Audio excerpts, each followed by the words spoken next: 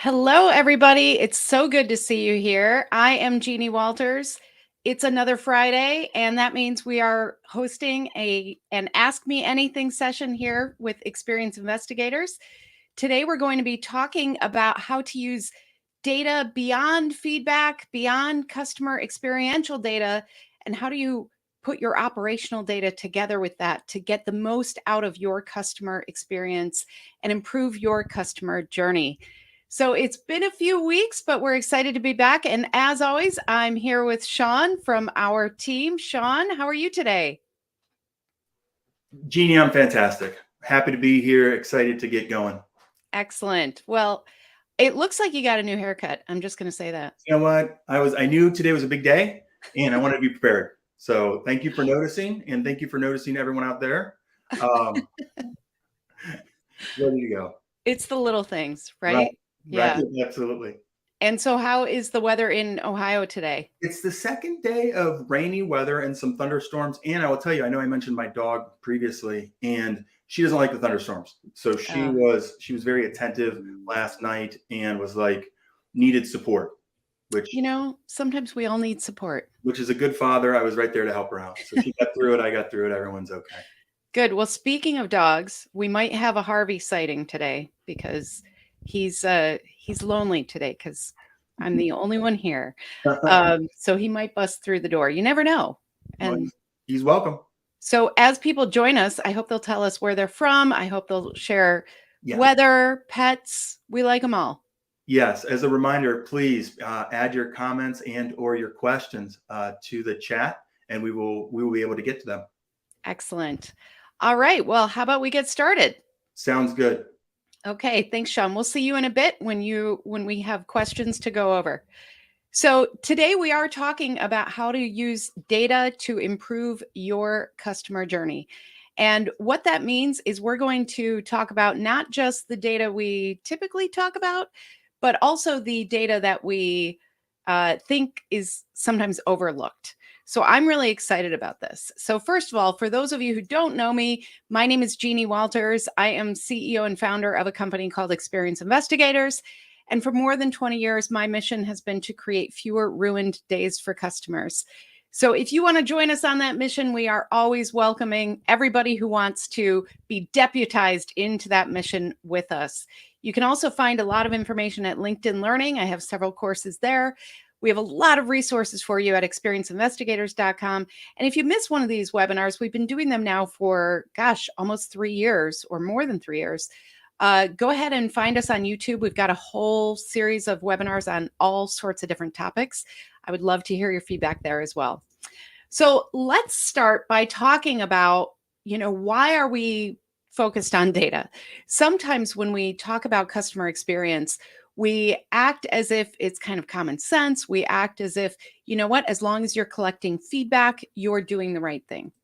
But what we're talking about today is how better customer journeys require improving your customer intelligence. How do we gather those insights? How do we turn feedback into insights that goes to actions with operational and experiential data? So CX leaders like you, we need to tie those well-known customer experience metrics like NPS and customer satisfaction rate with operational measurements as well.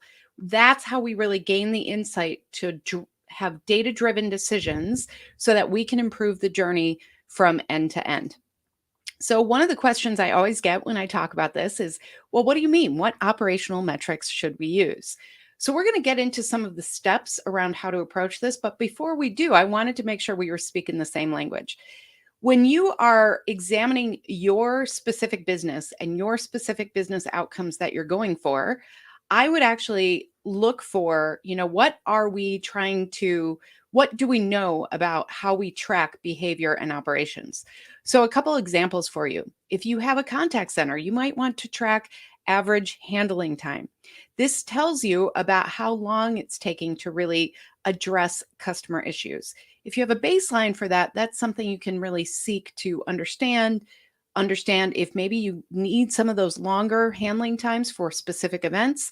Maybe there are some issues that you can assess and do a root cause analysis to proactively solve those problems. So these operational metrics aren't about the feedback that somebody's telling you, it's about how people are behaving and the real world, what is actually happening. Another one that's often tracked in contact centers is first call or contact resolution. So this is when somebody calls in with an issue or contacts you through chat or whatever their first channel is. And can you resolve their issue quickly and during that first channel? Or do they have to contact you again? Is it a complex issue that they have to keep contacting? They have to try several channels, all of those different things. That's a big red flag that something's not right with your customer journey. Another one is customer retention rate. You've heard me talk about this one a lot. It's one of those operational metrics that we can look at because it's just fact, right? How long are customers staying with us? Who's leaving? That's another way to look at it, the customer churn rate. There are all sorts of different ways, but essentially you're examining the actual behavior of what's happening within your organization. And then average purchase value is another one that you can look at. This can be per customer, this can be per segment, this can be overall. There are many ways to look at this, but what is the actual spend that customers have with you? If you can tie that to feedback metrics, that can give you a lot of information about if happier customers are actually spending more money with you.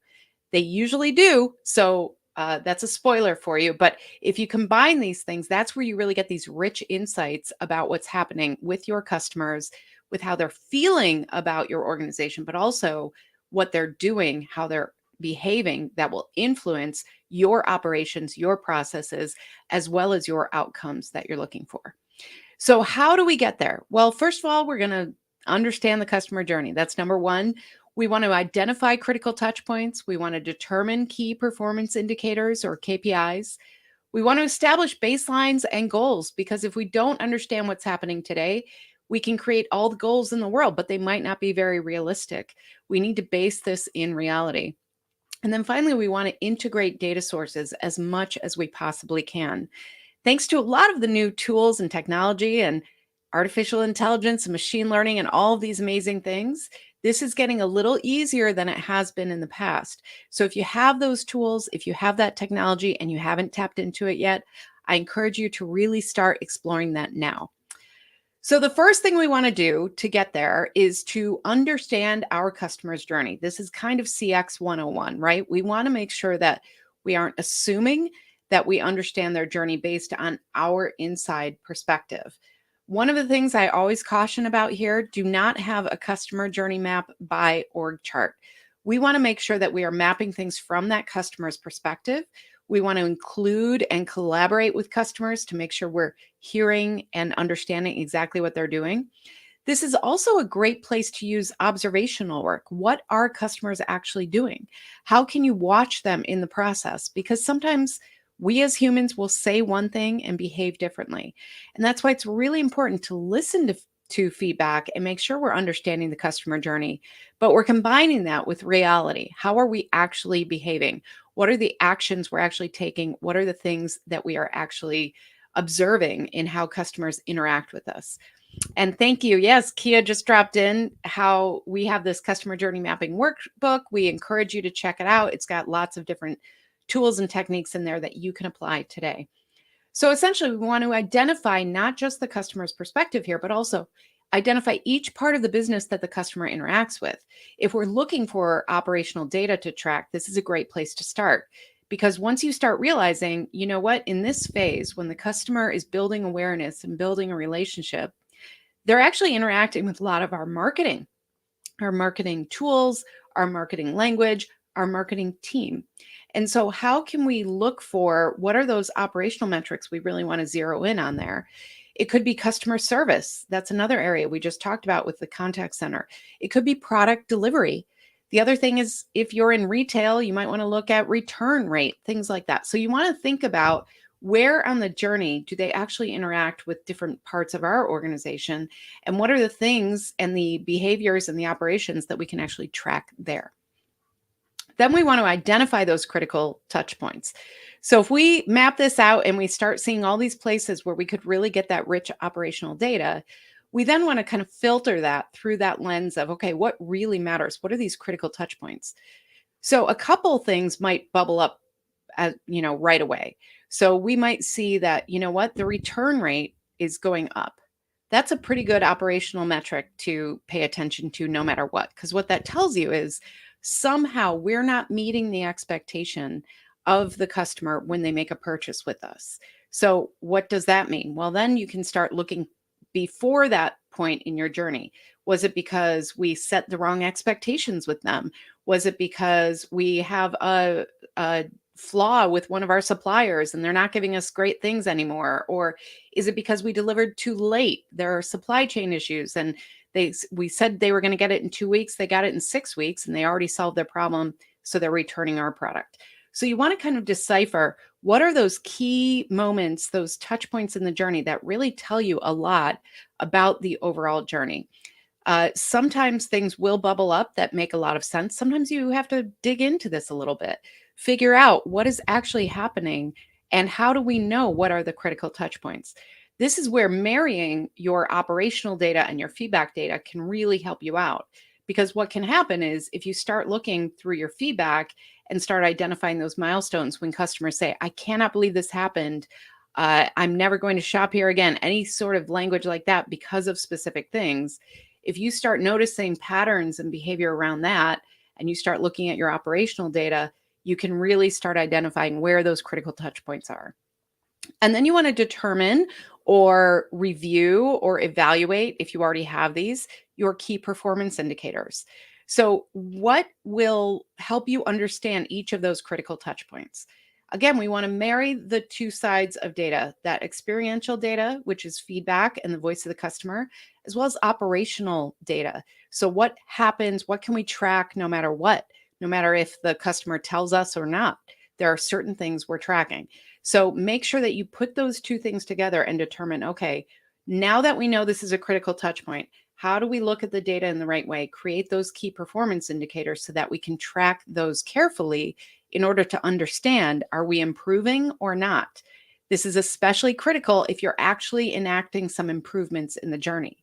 You want to make sure that you have a way to measure, is this working or not? And that's both for the customer and for your organization. So in fact, I just did a podcast a few weeks ago about what do we do if we rolled out something that the customers really like, but it's not working for our organization. It's not cost effective. We can't find an efficient way to do it. And we have to roll that back. There are ways that that can be handled. But the reason you know that is because you're tracking things like, okay, does this help us become more efficient and profitable as an organization, as well as the customers loving it? So if you can't bridge those two things, sometimes you have to make hard choices in this work.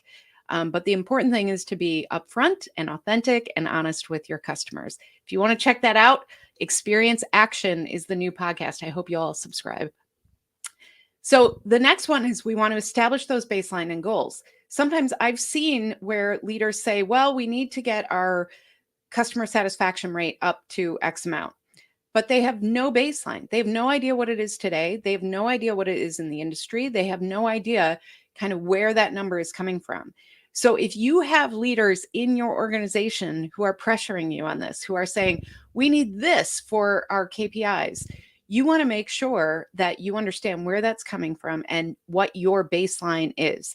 And if you don't have a baseline today, that is the first step.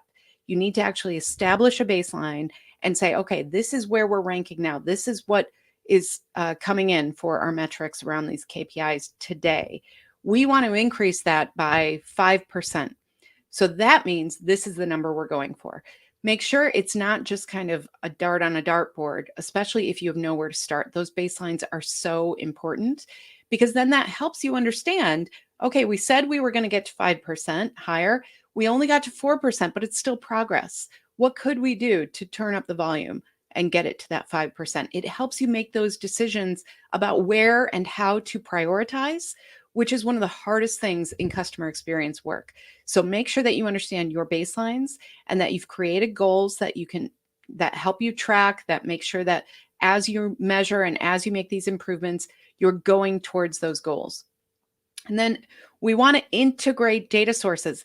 This is one of the things that's been, I think, the most challenging in a lot of customer experience work.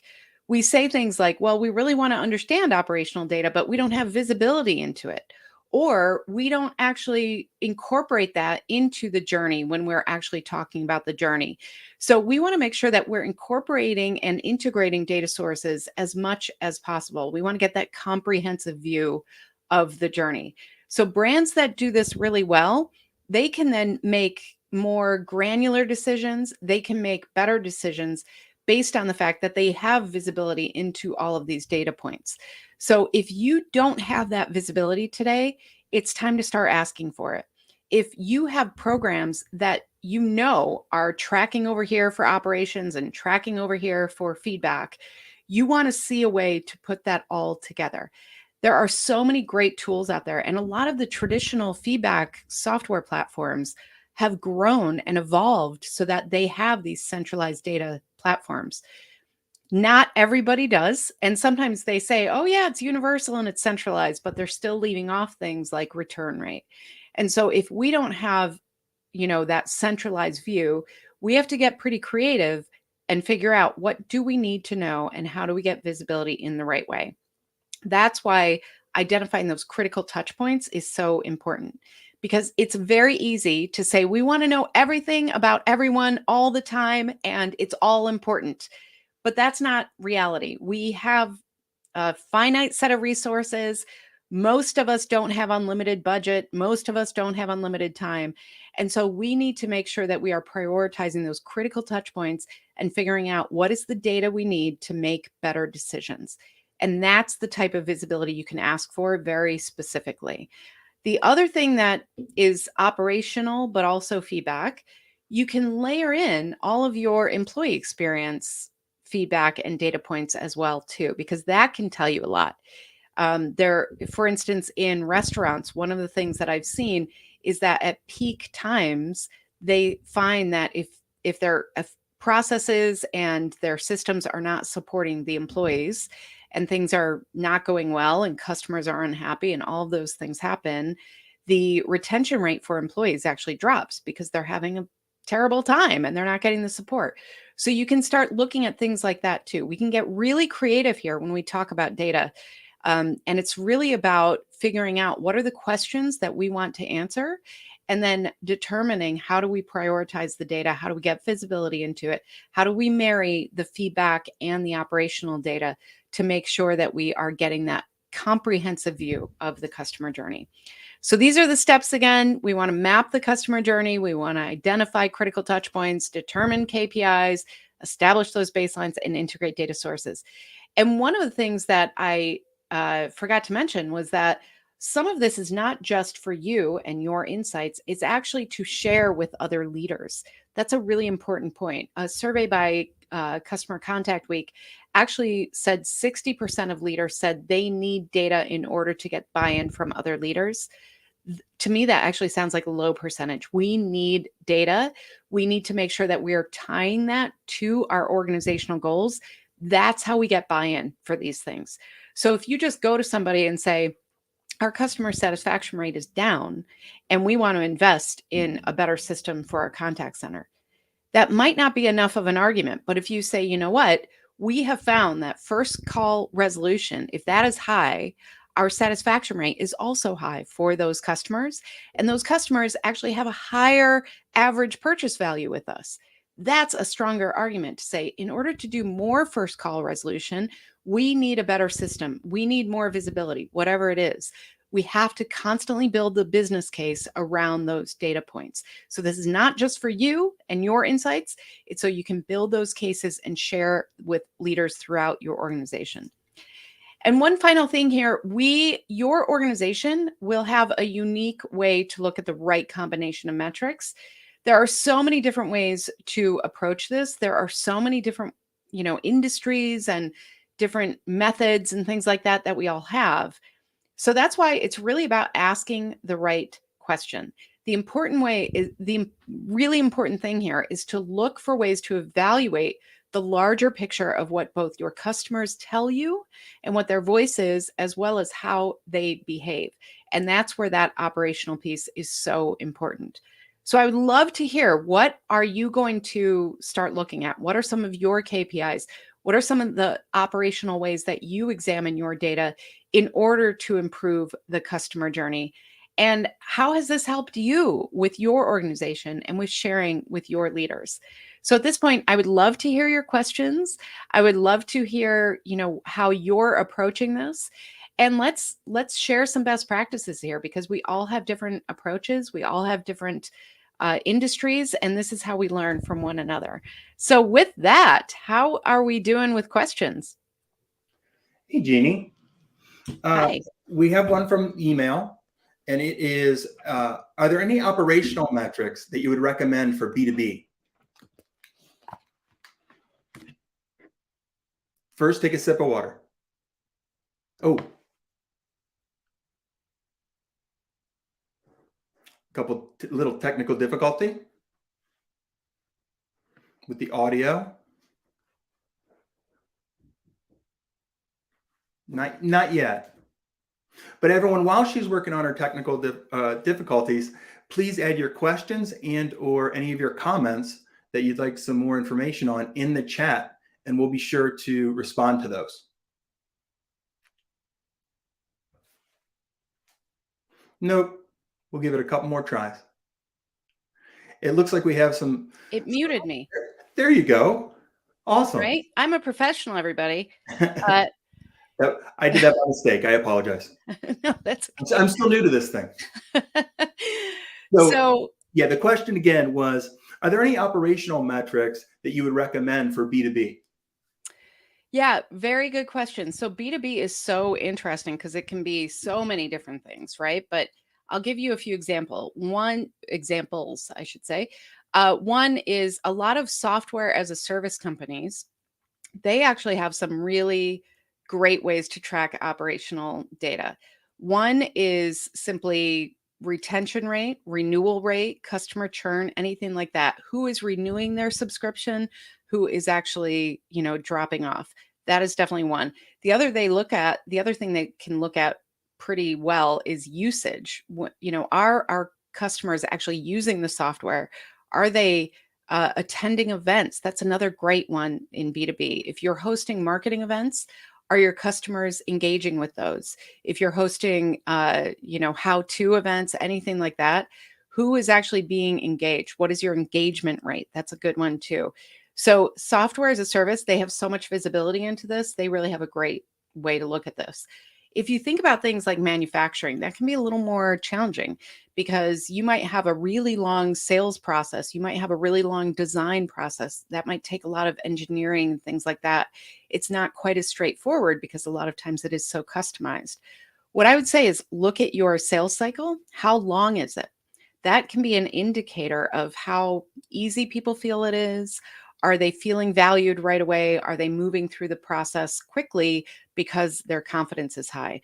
That can be one thing to look at. The other thing is if you do have missteps, if you have glitches, if you have sendbacks, if you have things where, you need 18 revisions to get it right, that can be another thing to track.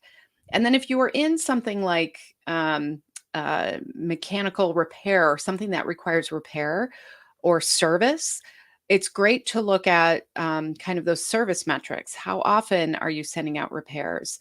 What is the feedback you get after the repair? Do you have to send out again for the same repair? So that the similar idea as first call resolution is, first issue resolution.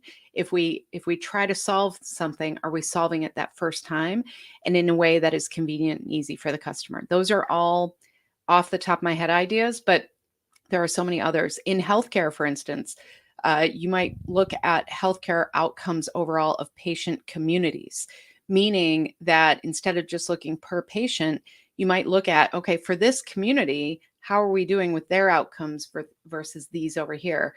And then start examining what are the differences there? How can we actually address that? So all sorts of combinations that you put these through. But I think that if we're thoughtful about the questions we're asking and why we're asking them, that's what can lead you to really understanding what operational data you want to collect and what operational data you can then match up with the feedback and the experiential data and say, okay, we have a problem here, or hey, look how well we're doing over here. And you can start making that case. You can say, our NPS is really high with this group, and that group is the same group who attends our onboarding events. So what can we do to get more customers to attend our onboarding events, because we know that will lead to success. So it's this really cool journey that we go on, figuring out what's most important to our customers, what's most important to our business, how can we track success, and then how do we get more success, which is what we all want. So those are just some ideas, but I'd love to hear from this group too, if No, there are yeah, more. those are some great examples. Thank you, Jeannie. Hmm. Emma asks, are there any metrics you'd want to avoid using? Oh, what a good question, Emma. Emma, I'm curious where you're joining us from too, because your name looks like maybe you're from Scandinavia. So I'm just curious. So the metrics to avoid using. Well, one of the things that I see a lot is that instead of starting with why we're tracking things, we start with the tracking number. And what I mean by that is a lot of CX leaders that I talk to, they'll say, well, I'm just in the beginning of our journey. We're just putting together our program. So we're tracking net promoter score. And I'll say, great. Why did you pick net promoter score? And they'll say, well, because we heard that was a popular way to do it, or we heard that was a good way to do it. And I'll say, okay, net promoter score has a lot of benefits. So how are you using that? Because it's a relational metric. It's something about kind of the overall experience. So how are you using that? And they'll say, well, we have an annual survey and then we tell our leaders. So that's not really driving any action. That's not connected to any goal. So if you think about where to start, I would say start with your definition of what does success mean at our organization? What does success mean to our leaders? And how do we put the right effort into customer experience to track that? And oh my gosh, Kia read my mind again. I was just about to mention our CX success statement workbook. So we have a link there, but it maps out how to think about this. If you can map that out, if you can get very clear on that, then you won't waste your time just tracking things to track things. So I would say the metrics to avoid are the ones where you're just tracking for the sake of tracking. Make sure that you are tying everything together to drive success. Now, the flip side of that is sometimes we also oversimplify metrics. And what I mean by that is we love to talk about sales, don't we, as business people? We love to say, well, we improved sales X amount, we got this much more in revenue from new sales.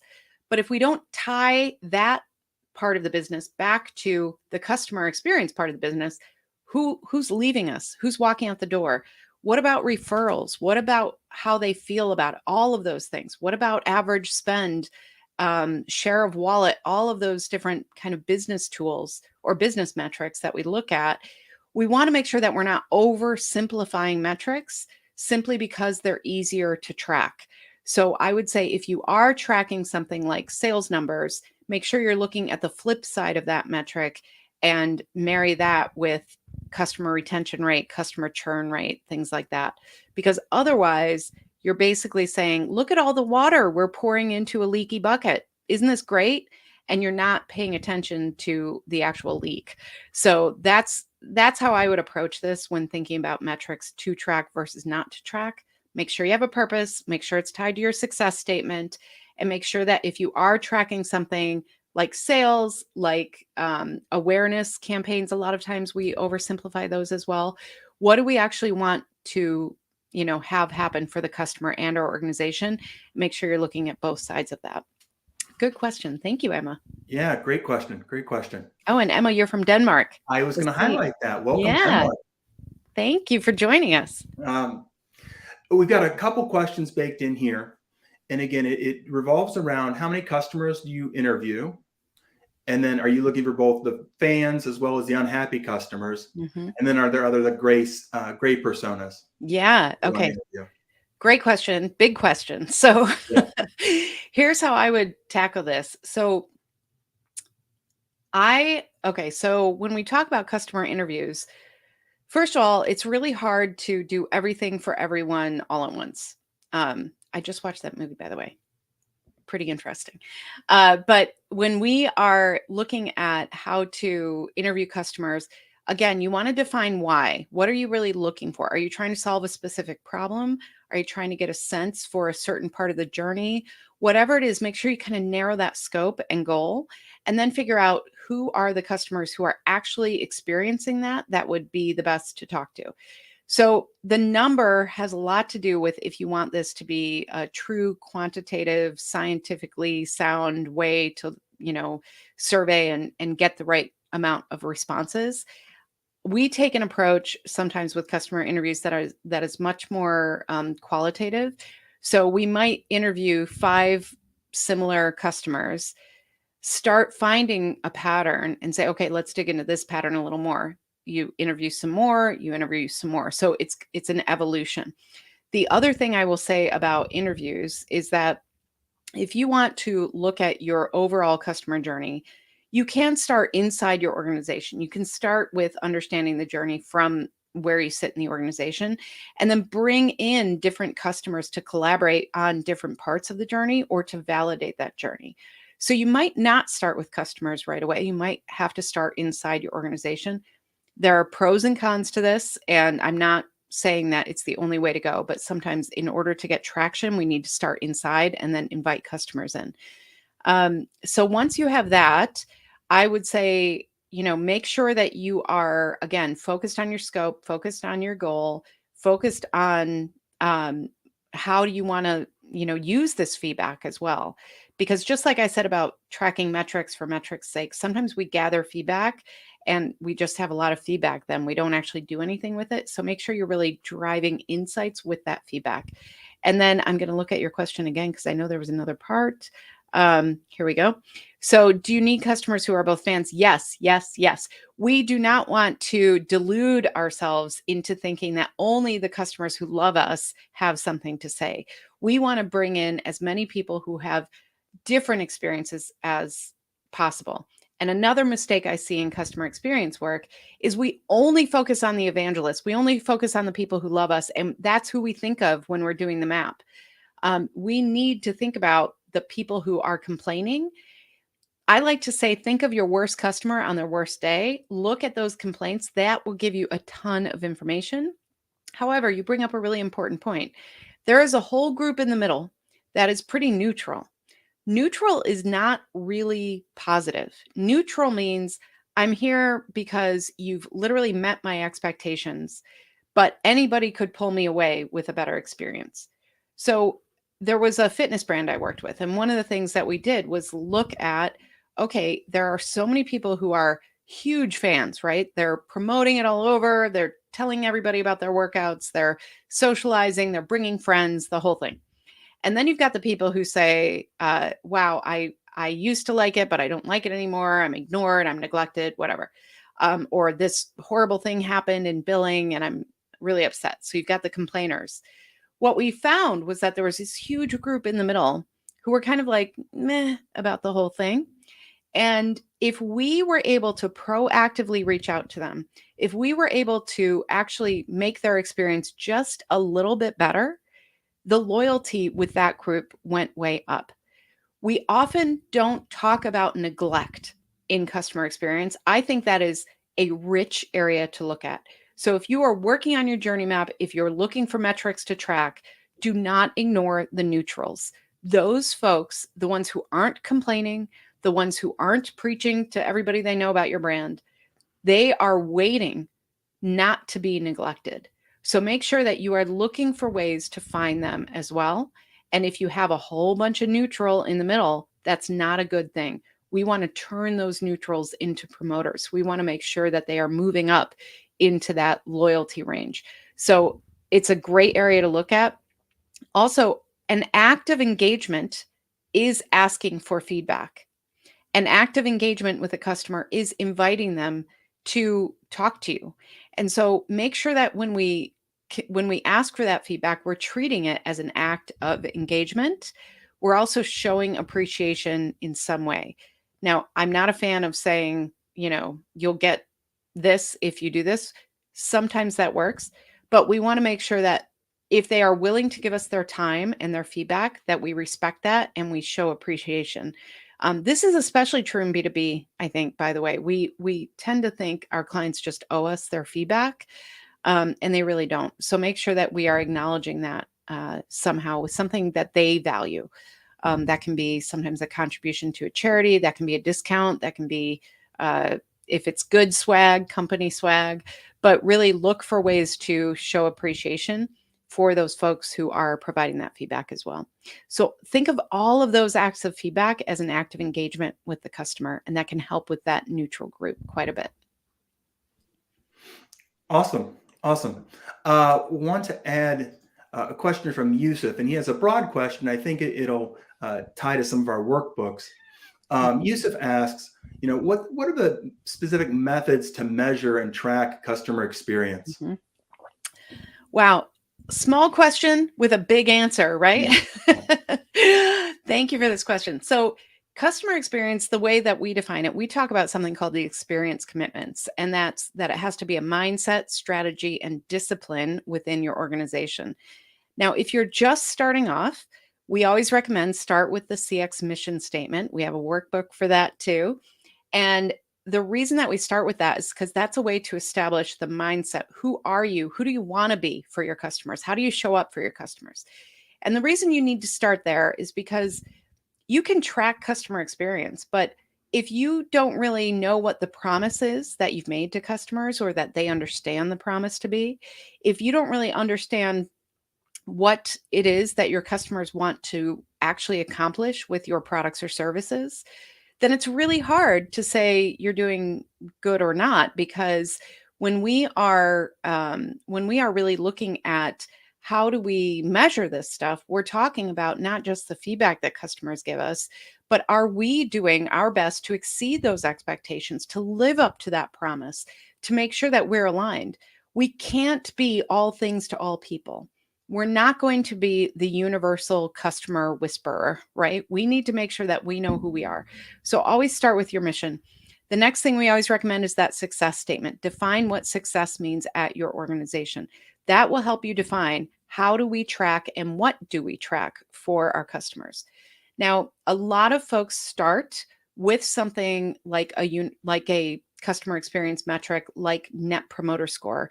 Net Promoter Score is based on Fred Reichelt's work, who said, created the ultimate question, which is, would you recommend our products and service or a brand to your friends or colleagues or family, depending on the wording, why or why not?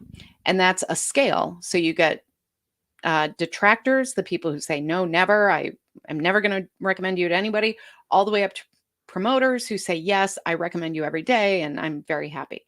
That can tell you a lot about how customers feel and how they actually behave. That's not true in every industry. That's not true in every organization. So I'll put that little asterisk on there.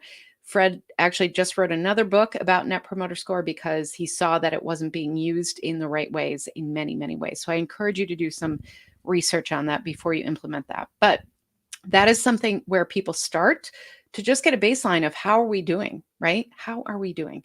You can also look at metrics like customer satisfaction rate in some cases. That can be used a little bit more transactionally. So if you had a delivery and you say, how was the delivery? You want to look at that transaction. That's a good way to do that with customer satisfaction score. There are other metrics like customer effort score, where you can ask somebody, how easy was this for you? Was this something that was challenging or easy? That can also be used in a couple different ways. So all of those metrics are important because they tell you something that you can share throughout your organization and say, hey, we think we're doing a good job, but guess what? Many of our customers would not recommend us. That tells us something is wrong. So you can start with those basics. But what I encourage you to do is make sure that you are connecting why you are actually working on collecting that feedback with not just the insights you want to gain, but the goals that you have as an organization. So mission, success statement, and then figure out, your feedback strategy. As you're collecting that feedback, remember, it is still part of the customer journey. So don't send out a survey every 5 seconds. Make sure that you're actually doing it thoughtfully where the customer wants you to. in the place in the journey that makes sense to them, so that you can really understand the best feedback in the best way that will drive action in your organization. So that's a couple different ways to do it. And then journey mapping is a great way to track as well, because then you can do a journey map, as a baseline, figure out what is it today. You can map out the ideal customer journey and then look for those gaps. There have been some really great examples of this throughout time, but the idea is, if you can paint the picture of what your ideal customer journey can be, you can start really looking at how close are we to that, not just with journey mapping, but that's where you can also figure out, oh, this is where we need to ask the customer. This is where we need to observe that operational data, whatever it is. But you put it all together based on that gap between the ideal customer journey and your customer journey. So there are many, many ways to do this. The one thing that I find the most challenging about customer experience work in general is it's nuanced, right? It's not straightforward all the time, partially because, again, as humans, we say one thing and we behave differently. Sometimes we are actually looking for operational data that doesn't get tracked or exist yet. So we have to start from scratch there. But if we can look at this through this lens of, let's find a holistic picture so that we can make the right improvements in the right place on the journey, that's what drives those business results. That's what makes this all worth it. Good question. Great question, Yusuf, and great overview, Jeannie. Thanks. Another great question from Tatiana, and again, it's got some detail here. Mm-hmm. What do we have to do if there are discrepancies between the O data and the X data? Mm-hmm.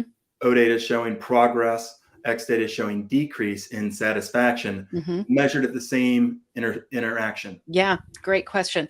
And Tatiana and I are matching, at least in her In her profile LinkedIn. picture there. Love it. Love it.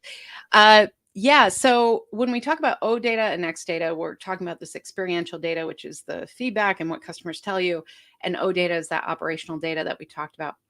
Sometimes this does happen, right?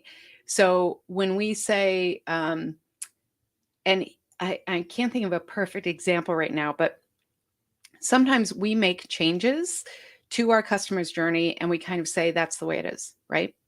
So we might say, yeah, we always knew that you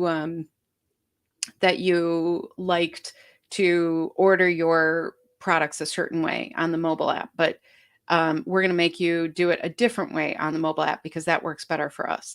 Now, customers might still need that product, might still go through what they, have always gone through to get it, but they might not be happy with that change. That's where sometimes you see that discrepancy. So yes, they're still ordering the product and maybe they're even ordering more because it's a need, but they don't like that change and they're letting you know. So what I always do is kind of break that down. So, okay, they're buying the product, which means that there is a need. So we are fulfilling that need. Yay, us, right? Good for us. However, this is something I say often these days, if you are not focusing on being the disruptor in your industry around experience, you will be disrupted. And what I mean by that is, you know what? I took taxi cabs for years.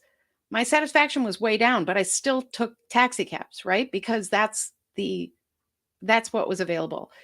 When we started ride sharing with Uber and Lyft, many of us just shifted completely because the experience was so much better. Now, you could say that certain times a year, certain business trips, I was taking a lot more taxis. So the operational data was going up, but my satisfaction was still in the dumps. So the minute there was an alternative, I was ready to jump. I think this is how we need to think as business leaders. If we are seeing places where, yes, we might be the only one in town, we might be, fulfilling whatever need that is operationally, we need to look at that feedback metric because we need to understand where is the option for disruption. If you are not focused on this, someone in your industry is. Someone today is looking to disrupt your industry based on experience. If you look at the last 10 to 20 years, all disruption in every industry that has had a major disruption has been experience-based. Airbnb, Uber, Amazon, you name it. It was all about providing a better experience, not really about the product. So if you are relying on the fact that maybe you have the only product available, or you are, part of an industry that is hard to switch around, don't rely on that. You have to look at that experiential data too and make sure that you are continuing to deliver for customers. Because if they don't leave you today, they will leave you tomorrow the minute that they have a better option. So don't be the disrupted, be the disruptor. Awesome. Awesome. We got another question around a sample size for small companies looking for usable data to Mhm. drive action. So again, small company, but trying to figure out the right sample size. Sure. So this is where I'm a little out of my depth because I'm not a market researcher and I'm not a scientist, a data scientist. So I would encourage you, if you have people on your team who are more focused on those skills, lean into that. However, I have also found that sometimes it doesn't have to be scientific. Sorry, market research people, don't yell at me. What I'm saying is, if you're starting from nowhere, any data is better than no data. And another thing I believe which can help is, part of why we do this is to make sure that we are getting that buy-in we need so that we are telling our leaders why this is important. So storytelling can be incredibly important. I've written about storytelling. I think we did a webinar about it, about CX storytelling. So on the YouTube channel, you can go find that. But essentially what that means is if you're looking at data as strictly numbers, that's not actually going to move the needle for you. That's not going to get people to care.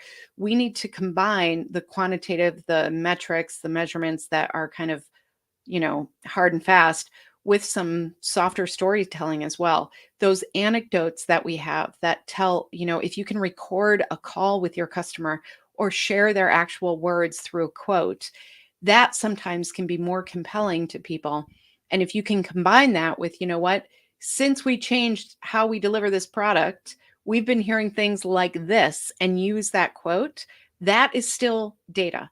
And so when we are trying to kind of set up for success, if we get too caught up in saying, we have 10,000 customers, and that means we need X number of customers to provide feedback for a scientifically significant sample, that can actually prevent changes that we need. I have been in organizations with their leadership team, and as we walk through the customer journey, they will say things like, "Oh, that's terrible. Our customers hate that." And then they say, "Well, we better send out surveys to confirm." If you know it's wrong, it's wrong. Don't rely on data as that much of a crutch, because we as business people and leaders have to understand, if we think it's wrong, if this is not how we should show up according to our customer experience mission statement, if this is not living up to the promise, then that's enough information to change it. So don't get too caught up in that part of it.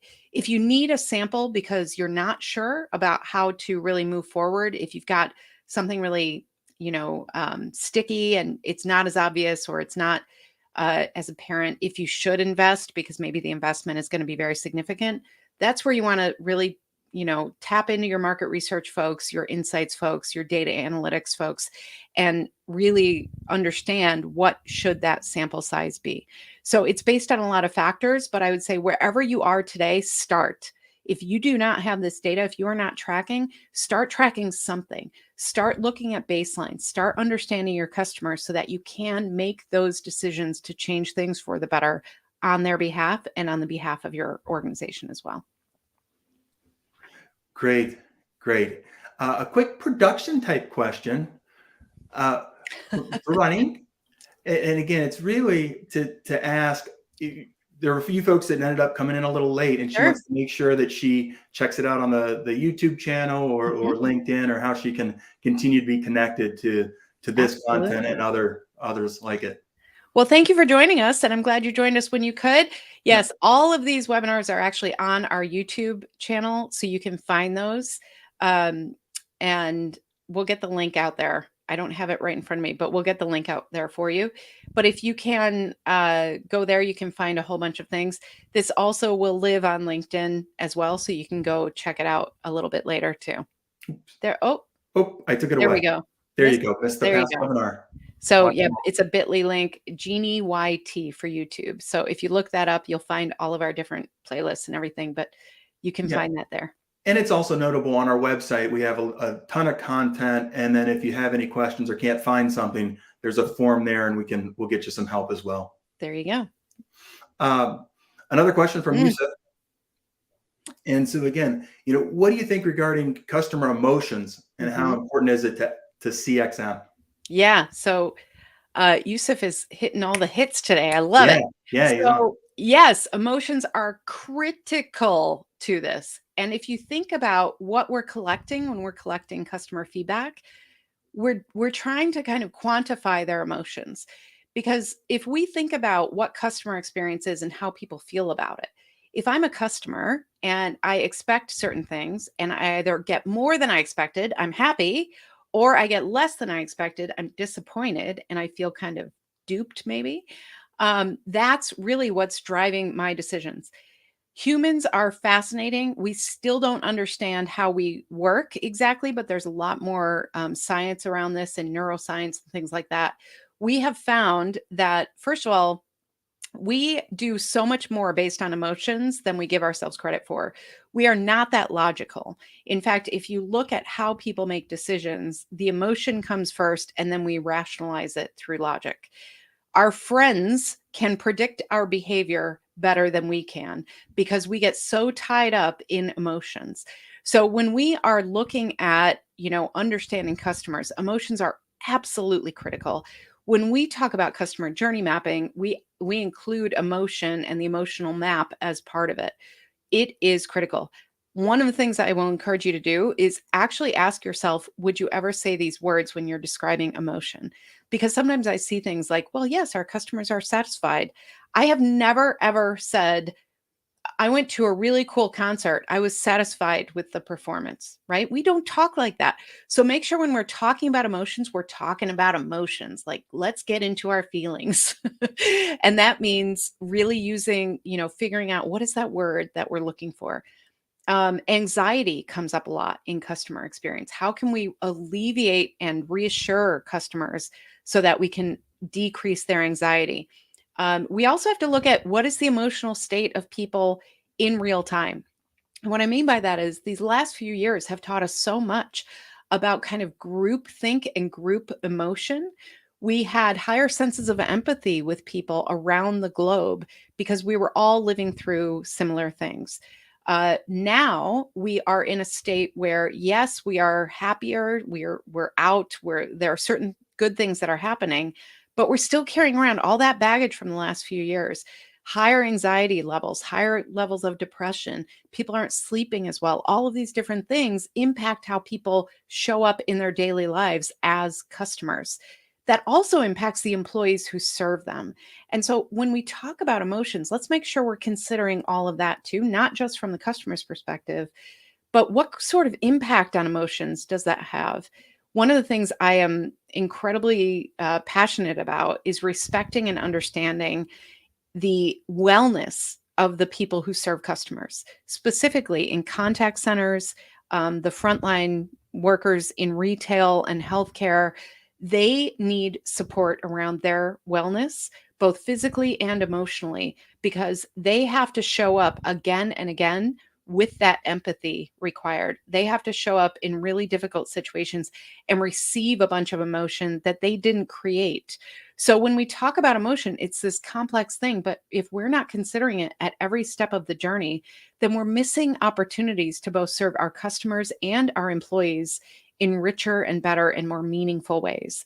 It is absolutely critical. We cannot separate emotion from anything we do, including how we report out about the customer experience. That's why I'm so passionate about storytelling as well. You connect to emotions in a different way. If you're just showing dashboards, everybody can say, yes, pretty colors, look at the numbers go up and down, but it doesn't connect so that they can internalize why this matters. If you tell a customer story and it's highly emotional, people connect with that in their heart. So yes, it's all over. Great question. Thanks for being here, Yusuf. Yeah, and there's more agreeance to Yusuf's comment, which I thought was fun to share. individuals notice that data first, people forget to check in with Yeah. people and how they're feeling. And it's funny because there's data to support that. If that helps you. It's so true. And I think part of what happened was we had all this business acumen come out saying data, data, data, and people like very proudly say we're a data-driven organization, and that's great. But feelings are also data. These customer stories are also data. Anecdotes are data. We have to stop thinking of data as just this thing that lives on a spreadsheet and really consider it as its points of input that we can take to gather those insights. Emotion is absolutely critical to all of this on both sides of that equation. So, yeah. Ooh, this is a good topic. We might have to do something on this in the next few weeks. Yeah, yeah, it certainly inspired some folks. Um, and again, this is our last question, and it is, what do you think about the relationship between customer experience and employee Mm, experience? Which is more important yeah. And higher priority. and a higher priority? Yeah, All right. We're getting so many good questions. I love yeah, it. Yes. So you just heard me go off a little bit about this. Employee experience and customer experience are deeply and inherently and critically connected. If you think about it, the only delivery system we have for customers is through our employees. Now, some of you might be thinking, but automation and AI and all those things. Well, guess who designs those? Guess who actually delivers those? Guess who makes sure that those are working the right way? Employees drive every single thing. We have to make sure a couple things happen. Number one, if we have a customer experience mission and we are not living up to that on the employee side, that creates a misalignment. That creates people feeling like, well, you're not doing this for me. Why should I do this for customers? We have to make sure that our values and our mission are aligned on both the employee journey and the customer journey. Every single best practice that we talk about with customer experience can be applied to the employee experience. We're doing a lot more employee experience journey mapping now. We're doing a lot more around interviews with employees, not just when they leave, not just at their annual, check-ins with their boss. We're talking about sporadic employee engagement so that we can make sure that employees are feeling supported and understood, as well as the systems and processes and tools that they use are providing them what they need in the moment that they need it. So we need to make sure all of that is happening. We need to apply the best practices across the board. And then we need to celebrate and learn from the employees who are superstars in our organization. Oftentimes, when you look at actual customer feedback, they mention people by name. They say, you know what? That flight attendant, Debbie, she is always so great. I've been on 3 of her flights. This is what she does. Debbie's awesome, right? And the reason they're highlighting that is because Debbie's the only one they're seeing do those things. So if we can start looking for those superstars and say, okay, what are the behaviors and actions that they are doing that we can turn into part of our customer experience? Then when Debbie leaves, we're not losing a superstar and who's going to take all of that stuff with her. This often happens with salespeople in B2B. We say, oh gosh, Johnny is great. He's such a salesperson. He's fantastic. Customers love him, everything else. And we don't stop to really examine and look at, okay, Johnny, what are you doing? What's different about what you're doing? How are customers feeling so good about their interactions with you? Oh, well, I do this and this and this, and I proactively reach out to them 30 days after. And I also make sure that I know their kids' birthdays, whatever it is. But we actually want to look at that and map that into the actual customer experience and start training people based on those behaviors. So all of this is so closely aligned. And in today's marketplace, one of the ways that we can win with a better customer experience is we won't lose as many employees.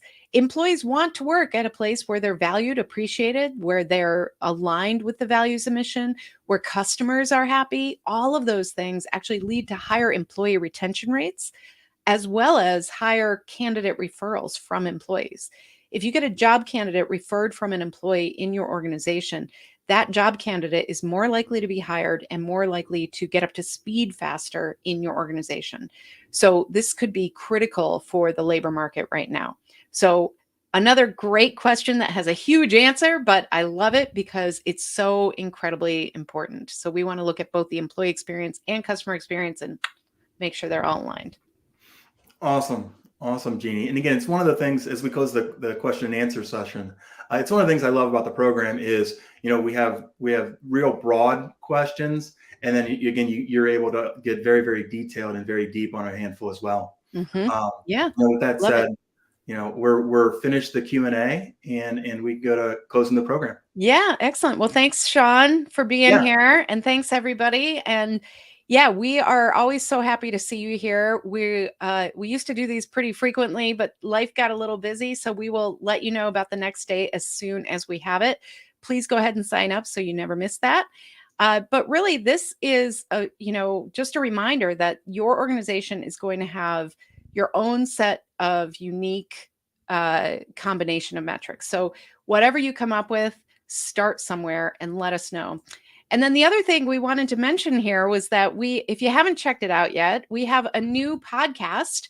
It's called Experience Action. It's actually not so new. It's been around since December, I guess. But this is like an old time call in radio show. So if you have a burning question that we didn't get to today, please go ahead, leave me a voicemail at speakpipe.com/experienceaction. We've covered everything from, how do we approach, we have a customer experience mission statement. Now what? To all sorts of things around, is process improvement the same thing as customer experience? Any sort of question that you have. We just talked about budgets in one of them. Go ahead and leave me that voicemail. We do these in bite-sized episodes of about 10 minutes or less. So feel free, tell all your friends, leave me voicemails, and we will answer your question in the next few episodes. So make sure you subscribe there. Please, please, please leave me questions. I love hearing from you. So that is, one way that you can contact us and stay in touch. Another way, of course, you can find us at experienceinvestigators.com. You can find all of my LinkedIn courses at LinkedIn Learning. And then you can also watch these webinars at the end of any of these or whenever you want at YouTube as well.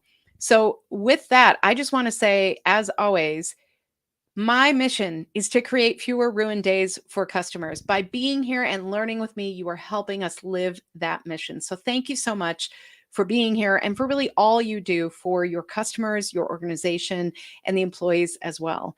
Thank you for being here, and we'll see you next time.